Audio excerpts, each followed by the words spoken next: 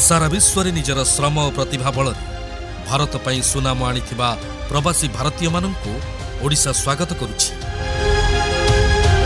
2025 प्रवासी भारतीय दिवस भारत और एहार वैश्विक समुदाय मध्यरे संबंध आहुरी दृढ़ करिबा पाई एक सुंदर अवसर। एही वर्ष भुवनेश्वर रे 8 रु 10 जनवरी मध्यरे एक नुआ अध्याय हेब शुभारंभ। जय जगन्नाथ। नमस्कार। आपण माने जानती ओडिशा रे प्रथम थर पाई प्रवासी भारतीय दिवस अनुष्ठित होबाकू जाउछि। जनवरी 8 रु 10 तारिख पर्यंत विश्वर कोण अनुकोण रे रहुतबा भारतीय माने ओडिशा आसुछंती। अनेक वर्ष परे आम ओडिया माननक पई एहा एक अपूर्व सुजोग।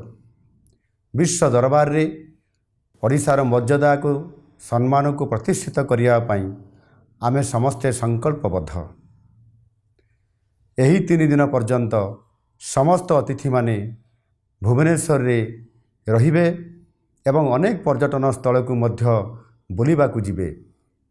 तेणु मु आपण मानकू निवेदन करूछि आपण माने एही समय रे आमर प्रवासी अतिथि मानकू स्वागत करंतु और यथोचित सम्मान प्रदर्शन करंतु। सेमाने जेपरी अनुभव करिवे जे सारा ओडिशा समान को स्वागत करिया पाई प्रस्तुत रहिछि। रास्ता घाटरे सेमाने किछि आवश्यकता अनुभव कले सेमान को तुरंत साहाय्य करंतु।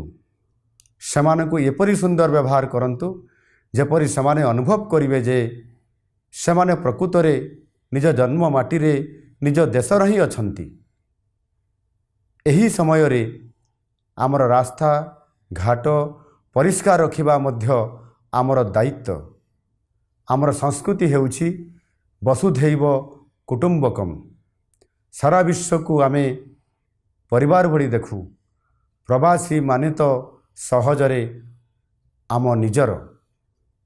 आसंतु आमे समस्ते मिसी प्रवासी भारतीय दिवस को सफल करिबा। प्रवासी भाई भौणी माने जेपरी ओडिशा रे ही तांको जीवनर सबुठारु भल अनुभूति पाइबे से दिगरे प्रचेष्टा करिबा। वंदे उत्कल जननी भारत माता की जय।